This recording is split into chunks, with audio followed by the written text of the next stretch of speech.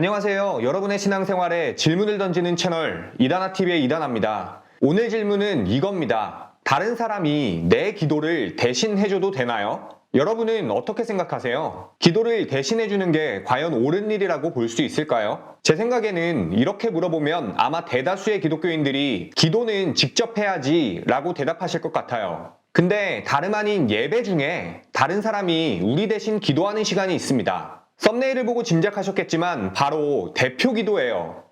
기도는 하나님과의 대화입니다.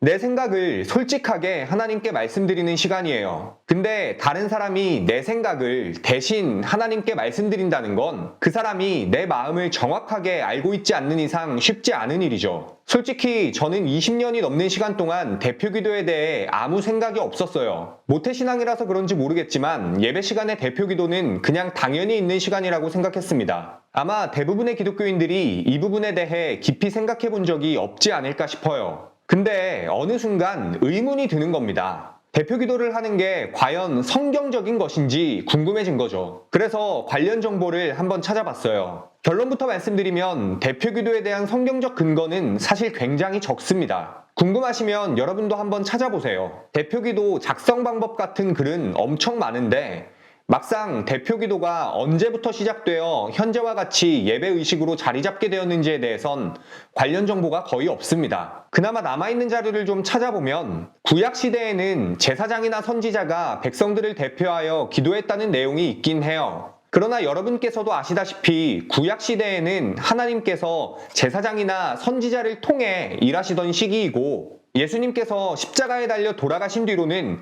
모든 사람이 다 같은 제사장으로서 하나님께 직접 기도하고 예배드릴 수 있게 되었죠. 더 이상 대표자를 통해 기도할 필요가 없어진 겁니다. 이후 초대교회에서는 성도들이 모여 예수님에 대한 기억을 나누고 성찬을 나누었는데 이때 성도들이 모여서 드렸던 첫 번째 기도를 콜렉타라고 불렀어요. 성도들이 일주일 동안 각자의 자리에서 살아온 삶을 모아 서로를 위해 기도해주는 시간이었다고 합니다. 이 콜렉타를 대표 기도의 출발로 보는 견해도 있지만 이 역시도 오늘날 대표 기도의 형식과는 분명히 차이가 있습니다. 솔직히 관련 정보들을 찾아본 결과 대표 기도의 성경적 근거는 그리 많지 않은 게 사실이에요. 그럼 대표 기도는 비성경적인 거냐? 하면 안 되냐? 묻는 분들이 계실 텐데 저는 그렇게 생각하지는 않습니다. 단 조건이 있어요. 이전 영상에서도 말씀드렸지만 저는 기독교의 모든 종교 행위, 곧 율법이나 교리, 종교의식은 그 목적과 본질이 사랑이어야 한다고 생각합니다. 고로 저는 성경적이냐는 질문이 그 행위가 사랑을 세우냐라는 질문과 같다고 봐요. 그 행위를 통해서 사랑이 세워진다면 예배 시간에 앞구르기를 하든 뒷구르기를 하든 덤블링을 하든 뭘 하든 상관없다고 생각해요. 그런 의미에서 대표기도 또한 대표기도를 통해 교회가 사랑으로 하나 될 수 있다면 할 수 있죠. 아니 해야죠. 그게 대표기도가 아니라 통성기도여도 상관없고 묵상기도여도 상관없습니다. 중요한 건 그 시간을 통해서 교인들이 사랑으로 하나 될 수 있느냐는 겁니다. 그럼 지금 한국교회가 하고 있는 대표기도는 어떨까요? 사실 저는 한국교회의 대표기도가 몇 가지 부분에서 굉장히 잘못됐다고 생각하는 입장이에요. 왜 그렇게 생각하는지 말씀드리겠습니다. 첫째로 대표 기도를 하시는 분들을 보면 많은 사람들 앞에서 기도해서 그런지 몰라도 너무 형식을 차려요. 기도의 내용보다 미사여구나 말투에 더 집착하는 분들이 있습니다. 기도를 잘하고 싶은 마음에 그러는 건 알겠어요. 근데 가만히 기도를 들어보면 기도의 절반 이상이 제가 말투도 한번 따라해 볼게요. 하나님 아버지 감사합니다.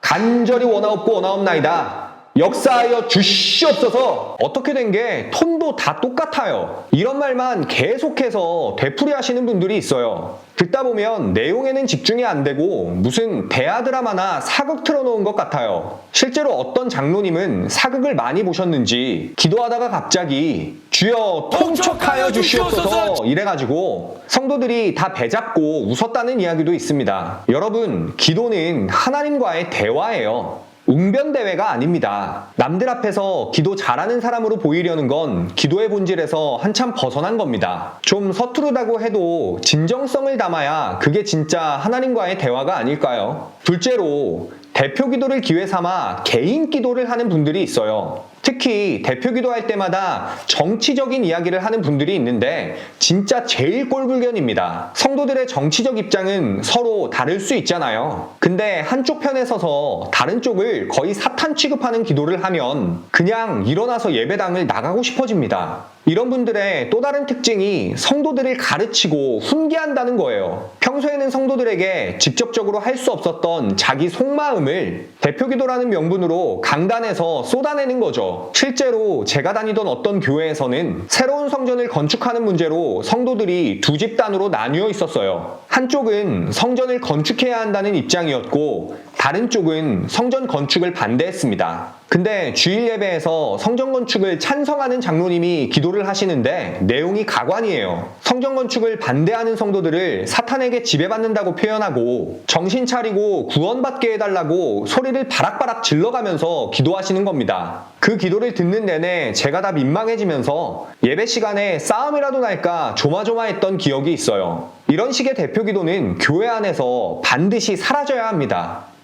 말씀드린 대표기도 사례는 교회 공동체를 사랑 안에 하나 되게 하는 것과는 거리가 멀어요. 기도를 통해 공동체가 사랑으로 하나 되기는커녕 기도로 인해서 되려 갈등이 심화되고 공동체가 분열된다면 그런 기도는 하면 안 됩니다. 특별히 교회가 나서서 성도들에게 대표기도에 대한 경각심을 심어줘야 하는데 그런 곳이 거의 없다는 게 안타깝습니다. 목사들이 나서서 대표기도를 어떻게 준비해야 하는지 성도들에게 자세히 알려줘야 하는데 막상 교회를 가보면 오히려 목사들이 잘못된 기도를 하고 있는 경우도 많아요. 그러다 보니 대표 기도를 맡은 성도들은 그냥 알아서 개인적으로 기도를 준비하게 되고 교회 공동체의 방향과는 상관없이 개인 기도를 하는 상황이 벌어지는 거죠. 이런 식으로 대표 기도할 거면 예배에서 대표 기도를 그냥 없애버리는 게 낫습니다. 예배 시간에 대표 기도를 할 거면 예배에 참석한 모든 회중이 함께 동의할 수 있는 기도만 해야 해요. 한 주 동안의 삶을 회개한다든지 하나님의 사랑을 깨닫게 해달라는 기도, 그리고 우리가 하나님께 받은 사랑으로 더 많은 사람을 사랑하며 살게 해달라는 기도처럼 어떤 사람에게든 기도 내용이 자기 고백이 될 수 있어야 한다는 겁니다. 목회자들은 성도들에게 대표기도의 올바른 목적에 대해 알려주어야 하고 성도들은 대표기도의 목적에 맞추어 대표기도를 준비해야 합니다. 그럴 때 비로소 우리는 대표기도가 성경적이라고 말할 수 있을 거예요. 그래서 오늘의 결론,